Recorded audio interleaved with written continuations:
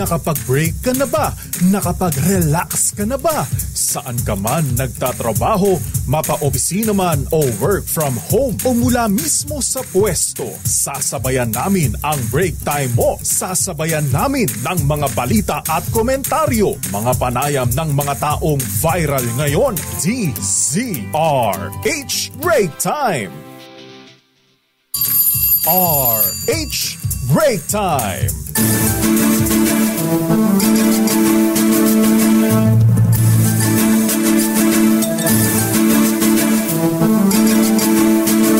Magandang hapon, Pilipinas. Ako po si Deo Macalma. Ako naman po, Thea Petro Corpuz. Maulan ba sa inyong lugar? Wet na wet daw lakay. Wet na wet. At narito ang headlines ng ating mga balita ngayong araw ng Huwebes at 3 ng buwan ng Hulyo. Disaster agencies inalerto sa epekto ng mga pag-ulan at banta ng low pressure area sa Pilipinas. Klase sa Metro Manila at ilang lalawigan kinansela bunsod ng pag-ulan dulot ng LPA at habagat. Chevron o Caltex ang nagpatupad ng tapya sa presyo sa petroleum products ngayong Huwebes. Nasaan ang Petron at Shell? Tapias presyo sa imported na bigas tiniyak na ipatutupad ngayong Hulyo ayon yan sa Department of Agriculture. Pangulong Bongbong Marcos hinamon sa Kamara na sertipikahang urgent ang 200 peso legislated wage increase. Gaming tycoon Atong Ang at aktres na si Gretchen Barreto kabilang sa mga suspects sa missing sabongeros ayon sa Department of Justice. Investigasyon sa kaso ng missing sabongeros. Tiniyak ng Malacanang na walang kinikilingan. Inaakusang Atong Ang nagsampa ng reklamo laban sa whistleblower. Dambuhalang USS George Washington aircraft carrier nagpatrolya sa West Philippine Sea. Laki-laki niya. Department of Health at the Department of Education umilos na sa chemical exposure ng mga estudyante at guro sa probinsya ng Antique. AI-powered video detectors at iba pang adaptive signaling systems balak gamitin ng MMDA sa mga lansangan sa Metro Manila. At ngayon sa detalye ng ating mga balita. Inalerto na ang disaster agencies anumang mangyari sa pananalasa ng low pressure area at iba pang weather system. Kaugnay nito nagsimula ng pagganahin ng Office of Civil Defense ang lahat ng kanilang resources at preparasyon bilang pagganda sa posible epekto ng sama ng panahon. Ayon kay OCD Deputy Administrator Cesar Idio, bagamat hindi paganap na bagyo ang nasabing LPA at ito ay nanatili pa sa karagatan, dapat na tayo maging handa na agad. Kasama na ang mga LGUs dahil sa maaring magbago ang sitwasyon anumang oras. Babala ng OCD posibleng magdala ng katamtaman hanggang malalakas na pag-ulan. Ang nasabing sama ng panahon lalo na sa lugar sa Northern Luzon. Sa isinagawang Virtual Emergency Operations Center o meeting, tiniyak ng OCD ang 24 oras na monitoring sa lagayan ng panahon, gayon din ang tuloy-tuloy na pagbibigyan ng update, abiso, babala sa publiko sa pamagitan ng iba't ibang communication platforms. Samantala, nananatili sa coastal waters ng Calayan, Cagayan ang low pressure area na binabantayan ng Pag-asa. Sa pinakahuling ulat ng Weather Bureau, mayroon pa rin itong medium chance na maging bagyo sa susunod na 24 na oras. Magdadala ito ng pag-ulan sa malaking bahagi ng bansa, gayon din ang southwest monsoon o habagat. Samantala, mababa ang tsansa na pumasok sa Philippine Area of Responsibility ang bagyo na huling namataan sa layong 2,480 kilometers east-northeast ng extreme northern Luzon.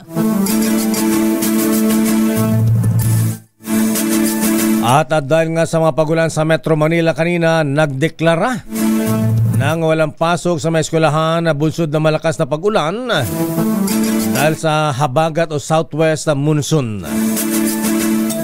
Kabilang sa mga lugar sa Metro Manila na walang pasok ngayong Huwebes ay ang Caloocan City mula kinder hanggang senior high school. Las Piñas City all levels, public and private. Makati City kinder to high school. Malabon City all levels sa public and private schools. Mandaluyong City all levels. Manila kinder to senior high school lamang. Marikina City all levels sa public and private. Muntinlupa City all levels sa public and private schools din. Parañaque City all levels kasama ang Pasig City kinder to high school, senior high school lamang. Pateros at Pasay City all levels sa public and private. At sa Quezon City nagsuspende rin ng klase pero kinder hanggang senior high school lamang. San Juan City at Valenzuela City all levels ang sinuspindi mula private and public schools. Samantala, wala ring pasok sa mga paaralan sa mga lugar sa mga sumusunod na lalawigan. San Miguel, Bulacan, kinder to senior high school, public at private. Pandi, Bulacan, all levels public and private. Cavite Province, all levels public and private. San Pedro, Laguna, all levels public and private. Santa Rosa, Laguna, all levels sa public. Cainta, Rizal, all levels public and private. Sa Cagayan Valley, Apari, all levels public and private. Kamalanyugan, all levels public and private. Gonzaga, kinder to senior high school, public and private. Santa Teresita, kinder to senior high school, public and private. Santo Niño, all levels public and private. At sa Bataan, Bagak, all levels public and private. Dinalupihan, all levels public at private. Hermosa, kinder hanggang senior high school, public at private. Morong, all levels public at private. Orani, all levels public at private. Gayon din sa Samal, all levels public at private. Sa Zambales, Botolan, all levels public and private. At iba, all levels sa mga pampublikong paaralan.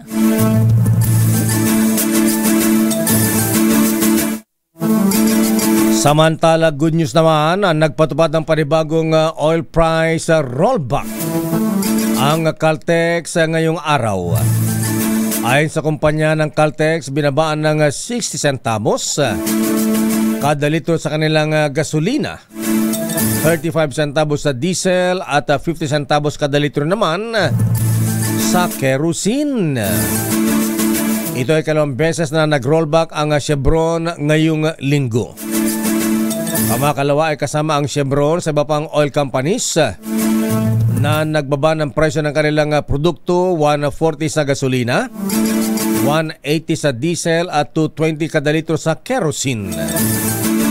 Ang rollback ay resulta ng paghupa ng tensyon sa pagitan ng Israel at Iran. Samantala, nakakabingi naman ang katahimikan ng dalawang oil companies. Wala pang ipinapatupad na rollback ang Petron at Shell Philippines. Samantala, tuloy ang pagtapya sa halaga ng imported na bigas sa bansa ngayong buwan. Ayon kay Agriculture Secretary Francis Tiu Laurel, ang maximum suggested retail price para sa imported rice ay ibababa sa 43 piso kada kilo mula sa kasalukuyang halaga na 45 pesos. Ang naturang hakbang ay magkakabisa umpisa sa July 16 sa halip na July 1. Ipinahayag ni Laurel na pansamantalang naantala ang pagpapatupad ng maximum SRP sa imported na bigas dahil sa epekto ng nakalipas na tensyon sa gitnang silangan. Sinabi ng kalihim na dahil humupa na ang kaguluhan, nag-improve na ang sitwasyon sa global market, dahilan upang mag-improve din ang kalakalan sa pag-aangkat ng bigas. Kabilang na sa kinukonsiderang suspect ang negosyanteng si Charlie Atong Ang at actress na si Gretchen Barreto sa kaso ng mga nawawalang mga sabungero. Ayon kay Justice Secretary Boying Remulla, kasama sa iniimbestigahan bilang persons of interest ang dalawa matapos idawit ng whistleblower na si Julie Dondon Patidongan sa pagkawala ng 34 na sabungero. Pero patuloy pa ang case build-up laban kay Atong Ang at Gretchen tungkol dito kung saan maliban kay Atong at Gretchen Barreto ay iniimbestigahan din ang 20 iba pa na kabilang sa tinatawag na Alpha Group ng Isabong. Samantala, nagsampa ng patong-patong na kaso ang kampo ng gaming industry tycoon na si Charlie Atong Ang sa Mandaluyong City Prosecutor's Office laban sa umano'y whistleblower ng missing sabungeros. Ayon kay Attorney Lorna Kapunan, kabilang dito ang attempted robbery with violence and intimidation, grave threat, grave coercion, incriminating against innocent persons at slander na inihain laban kina Julie Patidongan alias Toto at Alan Bantiles alias Brown. Kwento ni Ang sa media na napilitan silang magdemanda bilang proteksyon sa grupo nilang kinakaladkad para lamang sa extortion. Narito si Atong Ang. Dahil nga sa extortion, pinapawagan nila isang isa. Ang hindi magbibigay, hindi na sasabihin niya pangalan. Original yung mga sinasabi niya parang 50, hindi na ngayon, 4 taon namin. Kabilang si Patidongan sa 6 na dati ng inaresto at naakusahan sa kaso ng mga nawawalang sabungero noong 2021, habang si alias Brown o Bantiles ang sinasabing tumulay para mangikil sa negosyante.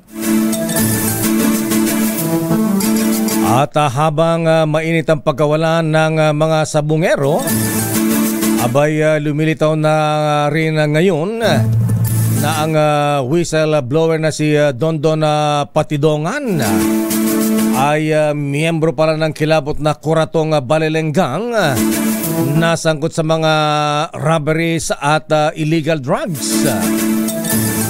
Ayon sa report, ang whistleblower na si Patidongan ay nanguna pala sa pang-hold up ng bangko na Metrobank sa Binondo ilang taon na ang nakalilipas.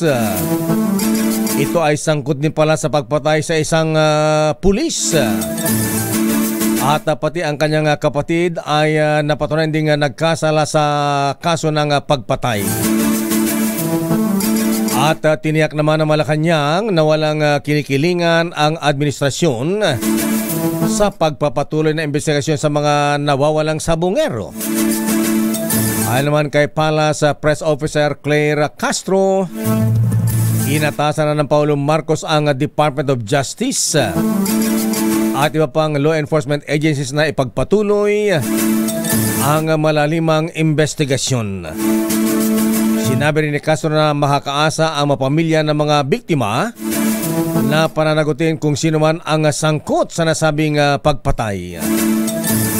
Sabi ng Malacanang, ipinaubayan na nito sa DOJ ang adisyon kung maaring gawing state witness si alias Totoy na si Julie Dondon Patidongan na kumandidato rin pala sa pagka-mayor sa Surigao del Sur pero natalo, at iba pang posibleng testigong maaring lumitaw.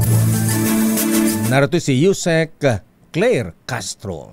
Sino man, anumang katayuan sa buhay, kung sila man ay personalidad na kinikilala, wala pong sisinuhin ang Pangulo at ang administrasyon.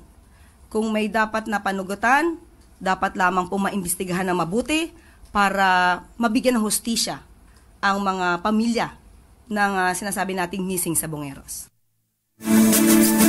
Sa iba pang balita, hinamon ni Akbayan Party List Representative Percy Sedanya si Pangulong Bongbong Marcos na agad is-certify as urgent ang panukalang legislated wage hike para masiguro ang mabilis na pagpasa nito sa 20th Congress. Git ni Sedanya kung seryoso ang administrasyon sa pagtulong sa mga manggagawa na patuloy na pinahihirapan na mataas na presyo ng mga bilihin at serbisyo, ngayon pa lang ay dapat nang ituring na priority measure ang House Bill 766 na naghahain ng 200 pisong dagdag sahod kada araw. Dagdag pa ni Sedanya, dapat suportahan ng Department of Labor and Employment ang panawagang gawing prioridad ang legislated wage hike sa halip na umasa sa kakarampot na taas sahod mula sa wage boards.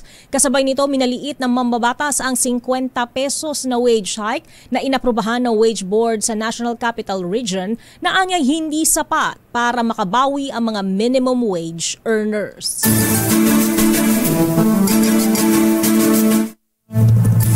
Babalikan natin ang pang detalye ng ating mga balita. Pinakamalaking barko de giyera ng Amerika, ang USS George Washington Aircraft Carrier, nagpapatrolya ngayon sa West Philippine Sea. Sana makasalubong yung barko ng China. Ano yun? Magpapalakihan sila lakay.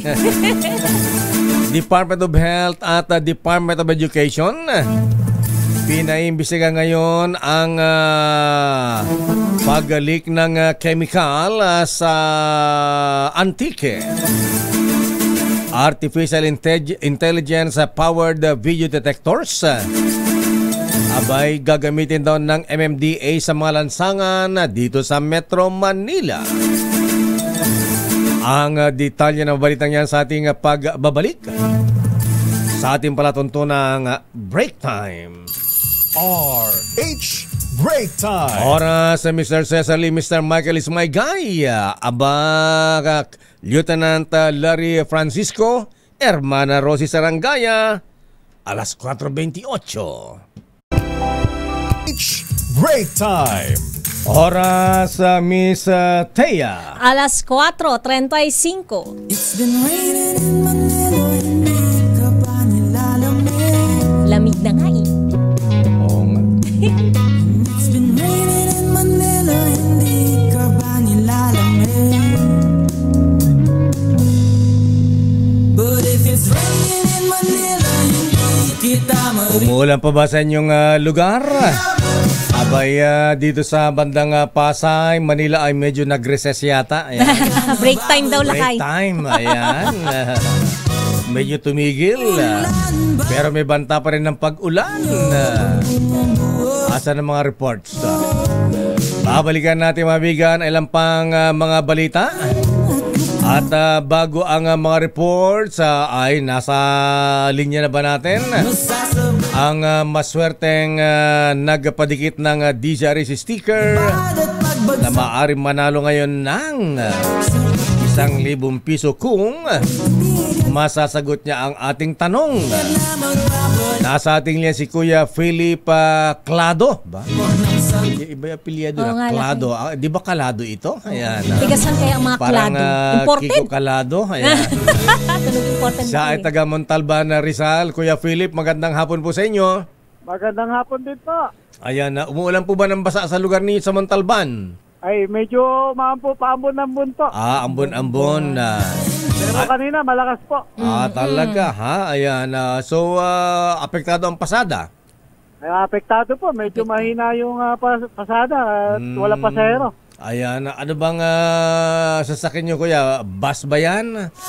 Tricycle. Nagka-tricycle. Tricycle. Ayan.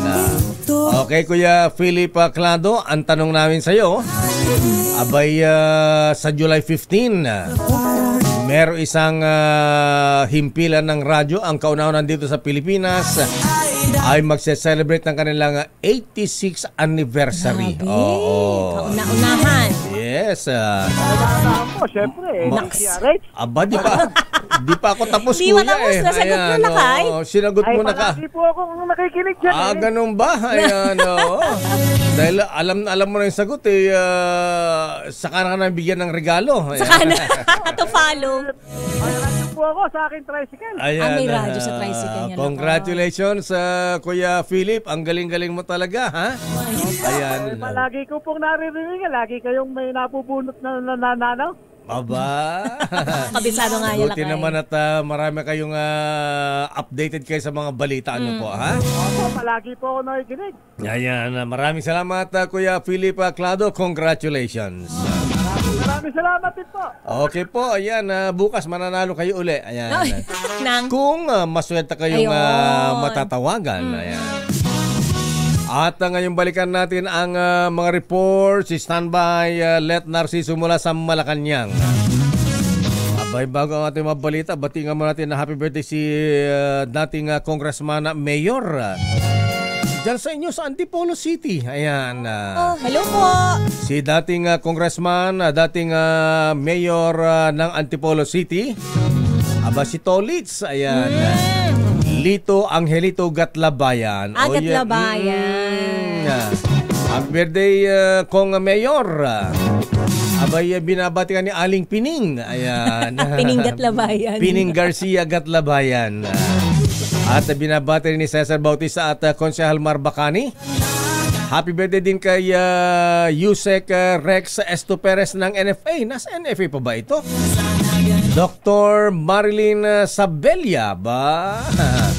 From Marican ng BCDA. Ay, Dr. Marilyn, alaba tayo dyan. Happy birthday Kuyang Franca Mabanag mula sa Sandigan Golfers. At happy birthday din kay Brad Jimmy Bautista, dating Vice Mayor ng Nasugbu, Batangas. Kuyang Edwin Gabriel Ray Mabaylan. At si Val Galinto ng Paway, Ilocos Norte. At happy birthday din kay Kuyang Judge Peter Steve Lim ng Maynila. At teka, batiin din natin ito, Miss Teya, ha? Sino yung lakay? Anniversary din ito, ha? Uy, happy anniversary. Bukas. Mga brad, happy 72nd anniversary. Ba, humahabol sa DCRH. Sa aming mga brethren sa Teodoro, Macalma, Calamason, Iglas number 136. Abay, bukas ang kanilang celebration sa La Estancia Resort sa Marikina City. Congratulations sa mga brethren sa Calao Lands, lalo na kay Worshipful Master Neil Alcaraz, Senior Warden Rolly Masangkay, at Junior Warden Attorney Jan Pama. At update nga muna tayo sa Pag-asa. Alamin natin kung nasaan na. Ayan, may bagyong bising na nga ba? DZRH Weather Bulletin. Nasa ating linya si forecaster John Manalo ng Pag-asa. Mr. John, magandang hapon po. Magandang hapon din po at magandang hapon po sa ating mga taga-subaybay. Kasalukuyan po na yung low pressure area na ating binabantayan ay nasa coastal waters or katubigan ng Sabtang Batanes. Itong low pressure area na ito ay inaasahan natin nagagalaw pa northwest and eventually ay mag-move na siya pa northeast papunta sa ilalim or sa southern part ng Japan. Itong LPA na to ay magdadala sa kasalukuyan ng maulap na kalangitan na may kasamang mga pag-ulan sa mga probinsya ng Ilocos Norte, Apayao, Kalinga, Abra, Batanes at Cagayan. Itong sa Metro Manila naman, southwest monsoon po yung nakakaapekto sa atin. Tuloy-tuloy na mga pag-ulan ang ating aasahan. Bukod sa Metro Manila, dito rin yan sa Ilocos Sur, La Union, Pangasinan, Pampanga, Tarlac, Bulacan, Zambales, Bataan, Cavite, Batangas, Occidental Mindoro, natitirang bahagi ng Cagayan Valley Region, Cordillera Administrative Region at Isabela at Ilocos Norte. Sa Western Visayas at sa natitirang bahagi ng Luzon ay asahan natin na maulap pa rin. Tuloy-tuloy pa rin yung posibilidad na matataas na pag-ulan. Pero sa natitirang bahagi ng ating bansa, sa eastern part ng Visayas at sa buong Mindanao ay partly cloudy to cloudy skies. Ibig sabihin ay magiging maliwalas na yung ating kalangitan. At yung mga maaaring magpaulan sa atin ay yung mga localized thunderstorms. At kung well-developed yung mga clouds na magdadala ng localized thunderstorms, ay posible pa rin yung mga pagbaha at pagguho ng lupa. Itong LPA na binabanggit natin kanina ay may medium chance. Ibig po sabihin, yung development niya na maging isang bagyo ay hindi natin inaasahan sa loob ng 24 oras. Pero nandun pa rin yung posibilidad na maging bagyo siya after 24 hours, after mamayang gabi hanggang bukas. And then beyond that, mas tataas na yung chance niya na maging bagyo. Sa kasalukuyan po kasi ay nasa kalupaan siya ng northernmost part ng Luzon. At mas nahihinder nun o napipigilan niya yung mas magandang development ng bagyo. At yun po yung isa sa mga dahilan kaya naka-medium chance tayo ngayon dun sa LPA. At yan po yung ating update. Jan. Yes po. Ayan, kung maging bagyo, anong magiging pangalan? Magiging Bising po. At Bising na. Opo, tataas po tayo ng Tropical Cyclone Warning Signal 1 dun sa mga probinsya natin sa Northern Luzon. Okay nga, Rod. Maraming salamat, Totoy. Ay, Totoy, Jan. Bagat si Ilan Jan. taong ka na, Jan? 34 po. Ganun ba? Parang 18 anyos ka lang. Ayan. Jan Manalo, maraming salamat ng Pag-asa. Thank you. Salamat din po. DZRH Weather Bulletin. Forecaster Jan Manalo mula sa Pag-asa. Standby sa ating mga report, Leta Narciso, standby Milky Regulan, Raymond Adpaas. At batiin ko lamang at i-congratulate ko rin ang mga officers ng Katimugan na Masonic Lad sa number 509 sa kanilang right of constitution and first installation of officers. Bukas para ito, Saturday, July 5. Alas 2 ng hapon sa La Naval Masonic Temple sa may Kawit, Cavite. Congratulations, Worshipful Master, Very Worshipful Arman Alcala. Ayan. At ang kanilang magiging guest of honor speaker, wala iba kundi si Most Worshipful Grandmaster Raul Canon the Junior. Okay mga brethren, invited din daw kayo ha. Ayan, Sabado yan. Samantala sa ating mga reports, hiling ni DILG Secretary John B. Cremulya na class suspension power. Ano ibig sabihin nito ha? Class suspension power, sila ang may power na mag-suspend ng classes. Yes. Pag-aaralan daw ng Malacanang. Di ba sabi ulit ni DepEd Secretary Sani Angara, si Very Worshipful, sabi ipapaubay sa mga local LGUs, ayan, at maging sa mga school authorities. Arrest number 14, Leta Narciso, please come in, Miss Leta. Lakay, wala pang tugon si Pangulong Ferdinand Marcos Jr. sa mungkahi ni DILG Secretary John V. Cremulya na mabigyan siya ng kapangyarihang magpasya sa suspensyon ng klase tuwing masama ang panahon o may kalamidad. Sa press briefing, sinabi ni Palas Press Officer Claire Castro na pag-aaralan ng Malacanang ang naisin ni Cremulya. Bukas naman anya ang Pangulo sa pagtalakay dito, lalo na kung makatutulong sa mas maraming Pilipino. Pero ayon kay Castro, habang wala pang bagong sistema, mananatili ang kasalukuyang polisiya kung saan ang desisyon sa suspensyon ng klase ay nasa mga lokal na pamahalaan at mga pinuno ng concerned agencies. Narito si Jose Castro. Pag-aaralan po ito at magbibigay ng maaaring tugon ng Pangulo patungkol dyan. Pero as of the moment, ang kung ano yung nagiging sistema natin sa kasalukuyan, kung saan ang mga liderato ng mga ahensya ng LGU na siyang nagbibigay ng kanilang utos o order kung mayroong mga suspensyon ng klase, yung po muna mananatili. Hinikayat naman ng palasyo ang mga LGU na agad maglabas ng abiso para maiwasan ang abala sa mga estudyante at magulang. Matatanda ang ipinag-utos na ni Pangulong Marcos noong nakaraang taon na kung maaari bago pa matulog sa gabi ay may desisyon na kung may pasok o wala kinabukasan. Ito si Leta Narciso para sa DZRH, una sa Pilipinas, una sa Pilipino. Pagka-suspension ng classes, namimiss ko rito si Sila kayo. si Dr. Nilo Rosas. Ang director ng DepEd sa National Capital Region. Ayan. Parang familiar nga sa pambinig ko, Lakay. Alam mo, binibining ito ya. Dahil sabi ng pag-asa ay masama ang panahon. Ayan, hinarapat po nating ideklara ang suspension ng classes. Ayan. Wala rin yung boses sa tandaan ko na. Ay, Director Nilo Rosas, kumusta ka na? Miss you, Director. Travel sanction ng China laban kay dating Senator Tolentino dapat tapatan ng Pilipinas. Idetalye mong balitang yan, RH12 Milky Rigonan. Manang Milky. Teya at Lakay, dapat nagpataw ang Pilipinas ng katumbas na hakbang bilang tugon sa pinataw na travel sanction ng China laban kay dating Senator Francis Tolentino. Ayon kay Bicol Saraw Party List Representative Terry Ridon, dapat unahin ng mga patawan ng sanction ang mga high-level Chinese officials na nakikibahagyaan niya sa disinformation laban sa Pilipinas, lalo na sa usapin ng West Philippine Sea. Matatandaan, pinagbawalan si Tolentino pumasok sa China mainland, Hong Kong at Macau dahil sa pagbatikos nito sa China, lalo na sa West Philippine Sea issue. Itinuturing ni dating Senator Francis Tolentino isang karangalan ay pinataw na sanction ng China dahil sa kanyang pagtatanggol sa karapatan ng Pilipinas sa West Philippine Sea. Sa panig naman ni Tingog, Party List Representative Jude Asidre, dapat mas ipakita natin hindi lamang sa salita kundi sa gawa ang paninindigan tungkol sa mausapin sa West Philippine Sea. Higit na kailangan ngayon ng suporta dahil sa ating dating senator ay nanindigan para sa ating bansa. Pinaboran ni Asidre ang sinabi ni Tolentino na badge of honor sa kanya ang pantindig para sa soberenya ng Pilipinas.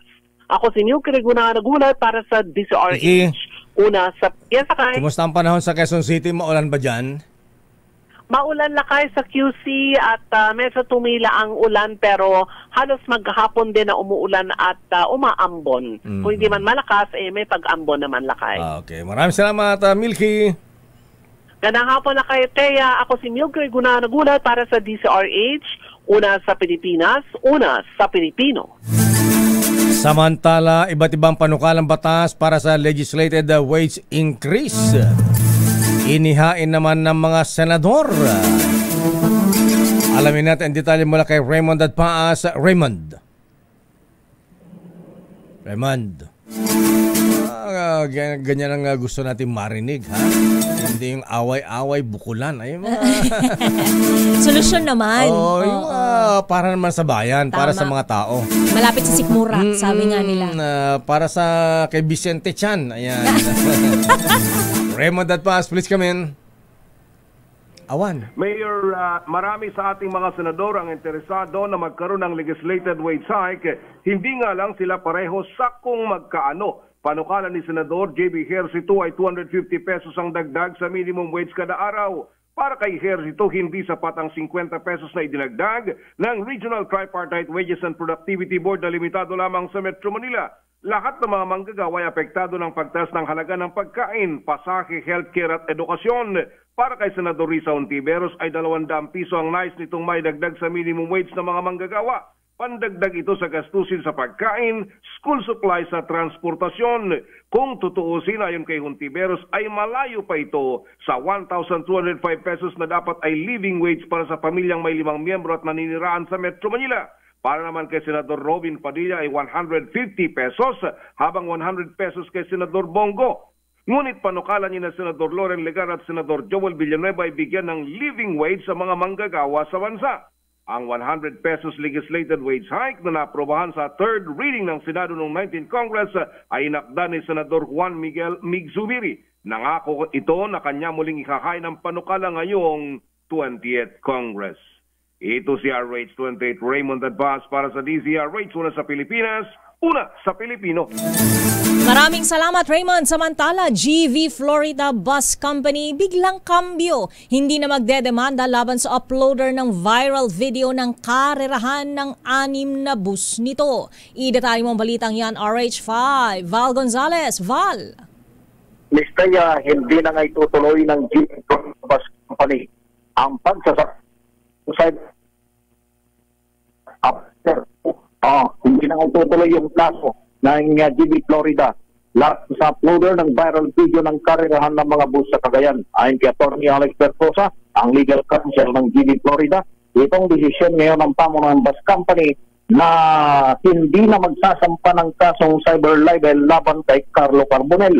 Si Carbonell ang nag-upload ng viral video kung saan nakikita ng umano'y karirahan ng mga bus sa Florida. Umalma dito ang kumpanya dahil sa pinabilis lamang umano ang video para pagmukhang nagkakareer ng mga bus. Sabi ni Atty. Bertosa, lalo pat wala naman ang intensyon itong siraan ang nabanggit na bus company. Susunod sila ng DTR at LTFRB para may saayos ng insidenteng kinasasangkutan ng kanilang mga unit. Nauna rito ay nangako ng tulong si Transport Secretary Jason kay Carbonell matapos ang pahayag na planong pagsasampa ng reklamo sa kanya.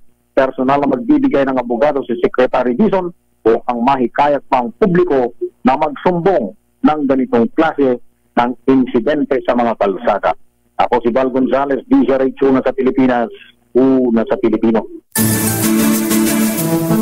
Maraming salamat, Val Gonzales. Babalikan pa natin ilang pang detalye ng ating mga balita. Kampo ni Charlie Atong ang tutol na gawing state witness ang lumantad na whistleblower na miyembro pala ng kuratong Balilenggang na involved sa bank robbery at pagpatay ng pulis. Lupit din pala nito, ano? At yung kasamang si Brown, ha? Abay, ito ay nasa drug list ni dating Pangulong Digong. Kumbaga sa lalakay, meron na pala silang... May ano rin, may criminal... May reputasyon na. Ayan, may criminal records. Yun, ayan. criminal records. Actually, nakulong din pala itong si, si... Totoy. Totoy, ayan, si Don... ano nga bang apelyido niya, ha? Teka ka. Tindongan, ayan. Ayan, dahil sa bank robbery, ayan. Bank robbery. At yung isa naman ay nagtago ng... Patindongan lakay. Ayan, Patindongan. At yung si Brown naman ng Bantiles. Bantiles. Ayan, si Bantiles yun si Brown. Si Brown, ayan. Kilalang drug lord din pala ito sa Cebu noong araw kaya nagtago sa abroad noong panahon ng dating Pangulong Digong. Ngayon lang bumalik. Bumalik lang sa Pilipinas nung tapos na ang term ni dating Pangulong Digong. Tapos, ito na. Tapos eto na, dawit na naman dito ngayon. Standby Edniel, standby Miss Josa Cruzata. Aba, galing naman ni Lea Salonga. Kauna-unang Filipino na mabigyan ng Hollywood Walk of Fame star. Nakay, mapapakanta ko yun. A whole new world. Aba, lang, hanggang doon lang tayo. Hanggang doon lang. Ibirit mo. Babalikan natin ang detalye mabalitang yan sa ating break time. Oras ganap na alas 4:55.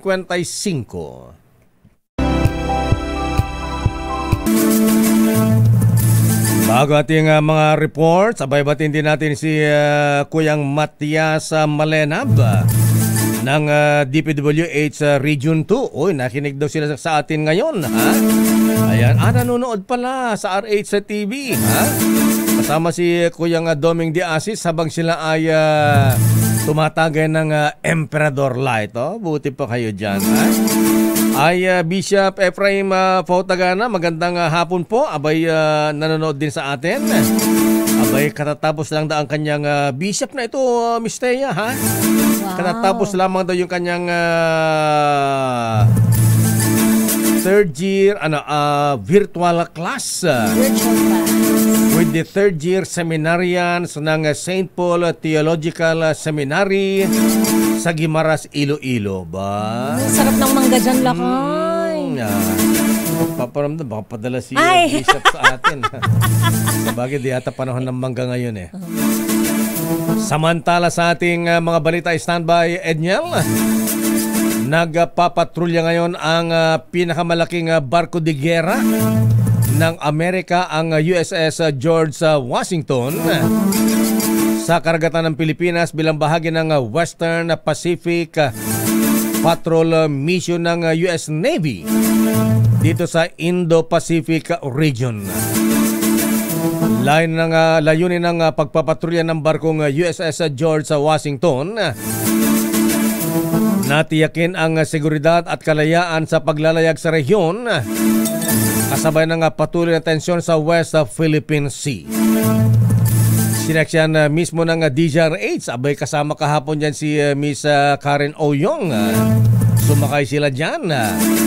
At iba pang miyembro ng media sa pagpapatrolya ng aircraft carrier mula sa pag-take off at landing ng fighter jets at paggamit ng advanced navigational system. Ayon sa kapitan ng barko, may kakayanan ang aircraft carrier na magsagawa ng long-range air operations at mag-deploy ng iba't ibang uri ng military aircraft na maaring tumugon sa mga banta sa impapawid, karagatan at maging sa kalupaan. Laki-lakay. Parang pangsine lakay. Sa bagay, nasakyan din namin yan. Kaya lang gabi nung pinapunta kami dyan hindi ko kung every 5 years yata nagpupunta yan dito. Tinatay namang mahigit na 200 Filipino-American sailors ang bahagi ng crew na nagsisilbing simbolo ng matibay na defense ties ng Amerika at Pilipinas. Wala kay Edniel. Etong at kampo ni Atong ang tutol na gawing state witness ang lumantad na whistleblower sa kaso ng mga nawawalang sabungero. Idetalye mo ang balitang yan, RH52, Edniel Parrosa. Edniel. Lakay at Mistea, kontra ang kampo ng gaming business tycoon na si Charlie Atong Ang, nagawing state witness sa kaso ng mga nawawalang sabungero ang dati nitong farm manager na si Julie Patidongan alias Totoy. Paliwanag ni Attorney Lorna Kapunan, abogado ng negosyante, hindi may tuturing na least guilty sa mga akusado si Patidongan na may history umano ng mga kasong kriminal. Kabilang dito ang sexual harassment, frustrated murder at robbery with physical injury and grave threat sa bangkong Metrobank. Dagdag pa ni Kapunan, lumalabas sa kanilang background check na may private army rin si Patidongan para sa illegal umano nitong mga aktibidad habang siya ay nagsisilbing tagapangasiwa ng farm sa Batangas, Laguna at Maynila. Pero kung mayroon mang kinalaman ng nabanggit sa missing sabungeros, dumistansya na rito si Atong Ang at iginayap na ang kanyang grupo. Kabilang nga ang showbiz personality na si Gretchen Barreto ay hindi kriminal. Nagpahayag naman ng kahamdaan sina Ang at Attorney Kapunan na makipagtulungan sa gobyerno kaugnay ng investigasyon sa issue. Pakinggan natin si Attorney Lorna Kapunan. Sana mabasa rin ng gobyerno and we will furnish them a copy so that sundan nila yung mga leads. Hindi lang isang lead lang na false pa and misleading. Huwag silang maniwala sa hearsay evidence na isang whistleblower na alam natin based on personal knowledge na siya ang nag-i-score. Ang tinig ng abogado ni Charlie Atong Ang. Ito si Edniel Parrosa, nag-uulat para sa DZRH. Edniel, ba't wala si Gretchen Barreto? Kampo lang ito lakay ni Ginoong Charlie Atong Ang. Pero sa parehong pulong balitaan pagtapos niya magsampa ng reklamo ay ipinagtanggol din naman niya ang isa sa kanyang mga sabi nga partner doon sa negosyo. Pagdating doon sa negosyo dahil parang ang binabanggit niya kay Gretchen ay pang-marketing daw ang role ni Madam Gretchen Barreto. Pero iba naman daw yung negosyo per se na itong showbiz personality. Yan. Si Sunshine. Sunshine. Oo nga, parang hindi niya kasama to support. Wala. Ito lang mga abogado niya. At yung isang maganda sa kaliwa, shota niya ba yan? Grabe lang. Ay, hindi, tinatanong ko lang naman yung maganda. Yung cute, yung si Attorney Caroline Cruz, siya ang lawyer pala yan. Isa rin sa mga lawyer, pero siya rin yung nagsisilbi ngayong head ng Pitmaster Foundation Lakay. Alam mo yung pinapamigay ng DZRH Operation Tulong a few years back ng mga Pitmaster. Siya pala ang head ng Pitmaster. Attorney Caroline Cruz. Sweet Caroline Cruz. Ayan. Lakay, may malaki rin ang gampanan ni Attorney Caroline Cruz dito sa narrative na ito sapagkat siya yung nakausap nitong sina alias Totoy at alias Brown o itong sina Patidongan at Batiles nang manghutot sila ba? Mangikil sila ng pera dito sa negosyanteng si Atong ang Lakay. Ito pa lang si Totoy, member pa ng Paruhinog gang ito, Edyan. Hindi lang member, leader. At kasama pa ito sa bank robbery ng Metrobank sa Binondo.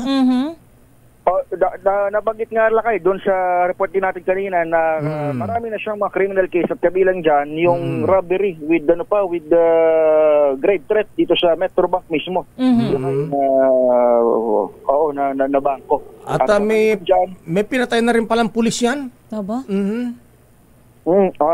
Yan ang hindi pa natin alam specifically pero yung kabilang doon sa mga dati niya ng kinasangkutan, yun nga, yung mga iba't ibang kaso dahil ng sexual harassment din, mayroon din at frustrated murder lang. Itong si alias Totoy at sinasabi ng kampo ni Ginoong Charlie Atong ang may private army rin daw. Kaya kung mayroon mang mas may kapabilidad na gumawa ng kanyang isinisiwalap, siya daw ang tanungin at huwag isisi doon sa mga higher ups na bahagi ng sirkulo ni Ginoong Charlie Atong. Abangan natin yan. Maraming salamat, Edgel. Balik sa inyo, Lakay at Mistea. Lakay. Ba't kung marami siyang case, bakit siya at large?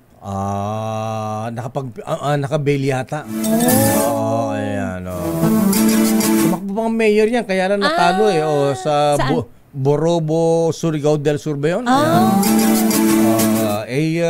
Naubos na yung pera niya. Awanin. Nung matalo humingi yata ng pera kay Atong, di binigyan, kaya nagkatampuhan.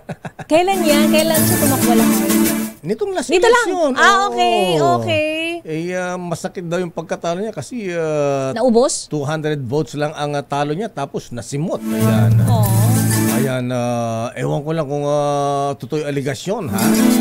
Abay, matapos matalo, abay, may kinausap to para itumbay yung nanalong mayor, yung nakalaban niya. Totoo ba yan? Alulupit, ha? Anyway, abangan natin kung yan ba ay kasama sa mga lulunod na pamakaso sa mga susunod na araw. Ayan, madrama ito, Sister Miss Thea. Ayan, so parang pelikula. Ayan, parang drama. Ayan. Extended version. Yes. Showbiz. Lea Salonga, kauna-unahang Pilipino na mabibigyan ng Hollywood Walk of Fame star. Idatali mo ang showbiz news na yan, Josa Cruzat. Pang-audition na yan, Lakay.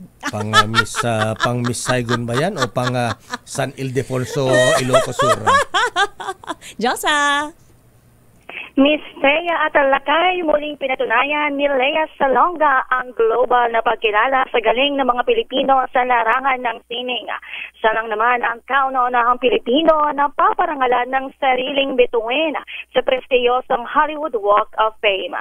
Kinumpirma ng Hollywood Chamber of Commerce na kabilang si Lea sa mga napiling tumanggap ng star para sa class of 2025 to 2026 kasamang ilang malalaking pangalan sa industriya gaya ni Miley Cyrus, Timothy Chalamet, Emily Blunt at Rachel McAdams. Sa kanyang Instagram post, ibinahagi ni Lea ang kanyang tuwa at pasasalamat sa ginawang nominasyon ng Manila International Film Festival. Si Salonga ay Tony Award winner para sa kanyang papel bilang Kim sa Miss Saigon at kilala rin sa voice actor sa likod ng sa singing voice sa likod ng iconic Disney princesses na sina Jasmine at Mulan. Bagamat wala pang eksaktong petsa ng seremonya, may hanggang 2 taon ang bawat honoree para maisagawa ang formal na paggawad ng bituin. Para sa Break Time Showbiz, ito si Josa Cruzato nag-uulat para sa DZRH, una sa Pilipinas, una sa Pilipino. Maraming salamat, Miss Josa Cruzat. At ayan ang kabuhan natin palatuntunan ng Break Time. Ako po si Deo Macalma. Ako naman, Thea Petro Corpus. Antabayanan, mga balansyadong balita, Henry Uri at Miss Kay na sumakay ng USS George Washington kahapon. susunod na sila. Bye-bye, ingat, stay safe. Ayan, may parating na bagyo. Bagyong Bising. Mag-imbak ng pagkain na Ay, oo. Tsaka flashlight, tsaka battery sa radyo. Dapat.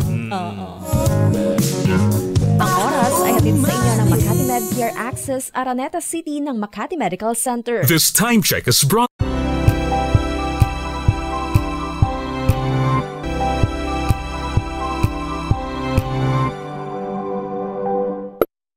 Wow, ang saya.